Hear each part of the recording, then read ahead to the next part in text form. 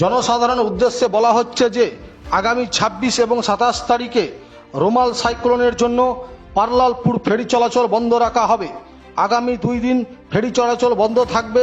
সাথে সাথে মৎস্যজীবী ভাইদের উদ্দেশ্যে বলা হচ্ছে মাছ ধরা বন্ধ রাখতে হবে। তাছাড়াও জনসাধারণের উদ্দেশ্যে বলা হচ্ছে যে খাবার, জল, ওষুধ যতটা সম্ভব তুলে রাখুন। অনেকটা সময় বিদ্যুৎ নাও থাকতে পারে। মোমবাতি সংগ্রহে রাখুন। বাড়ির ট্যাঙ্কে ও বালতিতে জল ধরে রাখুন। ঝড়ের সময় যাতায়াত বন্ধ রাখুন। ঝড়ের সময় পাকা বাড়িতে আশ্রয় নিন। ঝড়ের পরে ছিঁড়ে যাওয়া বৈদ্যুতিক তারে হাত দেবেন না। মোবাইলে চার্জ দিয়ে রাখুন। গুজবে কান দেবেন না ও গুজব ছড়াবেন না। সরকারি সতর্কবার্তা মেনে চলুন এবং সুরক্ষিত থাকুন। সৌজন্যে কালিয়াচক 3 নম্বর ব্লক প্রশাসন, বৈষ্ণবনগর, মালদা। ধন্যবাদ।